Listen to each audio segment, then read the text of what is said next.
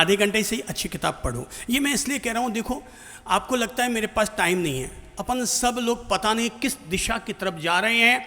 25 साल की उम्र तक तो हमने एजुकेशन को इतना महत्व दिया, पढ़ाई को इतना महत्व दिया कि हम 25 साल की उम्र तक कॉलेजों तक जाते रहे, पर जब से शादी हुई पता नहीं आपको शादी के बाद कौन सा ज्ञान मिल गया, ऐसा कौन सा आपको केवल ज्ञान मिल गया कि उसके बाद आपको और किसी ज्ञान की जरूरत ही नहीं बची है। उसके बाद किसी ज्ञान की ही आदमी को जरूरत नहीं बची है। पता नहीं बीवी आदमी को कौन सा ज्ञान दे देती है कि उसके बाद में उसके दिमाग में कभी किताब पढ़ने की इच्छा ही पैदा नहीं होती। किताब अपनी बैग में, अपनी सूटकेस में एक अच्छी किताब रखा करो।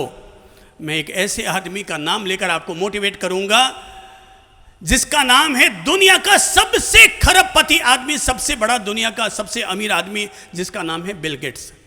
क्या नाम है? अब प्रेरणा लीजिएगा उनसे। बोले उनके पास इतना भी समय नहीं होता कि अगर उनकी जेब से, उनके पर्स से अगर $100 गिर जाए तो कभी उन्होंने अपनी जिंदगी में, बोले उस डॉलर को भी उठाने की उसके पास फुर्सत नहीं है। गिर गया तो गिर गया, कोई दूसरा उठाएगा, वो गिर गया तो गिर गया, और आगे बढ़ जाते हैं। जिस व्यक्ति के पास डॉलर गिर जाने पर भी उठाने का समय नहीं है, क्योंकि दुनिया का सबसे खरबपति आदमी है, तो हर सेकंड में वो आदमी लाखों डॉलर कमा रहा है। अब उसके पास $1 गिर गया तो वो आदमी कहाँ उसको उठाने के लिए नीचे झुकेगा। पर उस आदमी से प्रेरणा लीजिए। पूरी दुनिया जानती है, स्वयं बिल गेट्स ये बात कई दफा अपने द्वारा कह चुके हैं कि उनका नियम है कि उनके पास समय हो या ना हो, पर वो प्रति सप्ताह एक किताब पढ़ते हैं। महीने की 4 से 5 किताब वो हर हालत में पढ़ते हैं, और आने वाले वर्ष में वो कौन कौन सी किताबें पढ़ेंगे, उनका इसी नए साल में, नए महीने में वो अपना, या बीते महीने में उन्होंने अपनी लिस्ट बना ली है। अब मैं आगे ये किताब पढ़ूंगा, अब मैं आगे ये किताब पढ़ूंगा। आखिर कोई आदमी दुनिया में इतना बड़ा खरबपति बन रहा है तो इसके पीछे कोई ना कोई कारण है, और कारण ये है वो आदमी मेंटली बड़ा स्ट्रांग है, और उसके दिमाग में नई नई प्रेरणाएं, नई नई चीजें वो डालते रहते हैं, और उसी की वजह से वो अपने यहाँ के लाखों MBA, CA, LLB या अपने सारे कंप्यूटर इंजीनियरों को ज्ञान देते रहते हैं। ज्ञान दोगे तभी ना जब यहाँ पर ज्ञान होगा।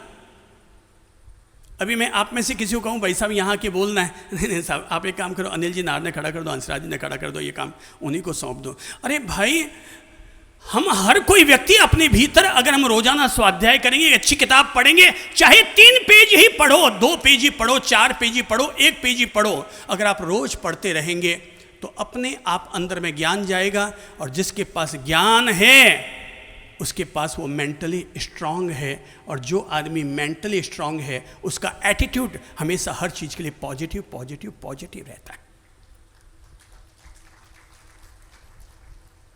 अच्छी चीज़ें सीखो। किताब नहीं पढ़ सकते तो यहाँ सत्संग में आकर के दिव्य वाणी, प्रभावी वाणी सुन लो, यूट्यूब में सुन लो, चैनलों पर सुन लो, पर किसी न किसी रूप में रोजाना 20 मिनट अपने इस माइंड के लिए जरूर दो। हम लोग बॉडी की इंप्रूवमेंट के लिए तो हम लोग रोजाना बादाम, काजू, किशमिश, माल ताल ठोकते हैं, पर माइंड के इंप्रूवमेंट के लिए, माइंड के स्ट्रांगनेस के लिए हम क्या डालते हैं? इसमें क्या डालते हैं? दिमाग बादाम से नहीं चलता।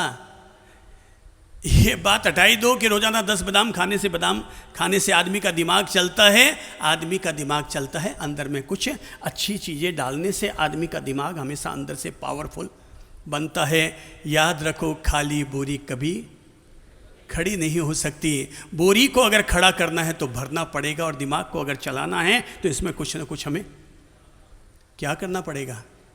भरना पड़ेगा।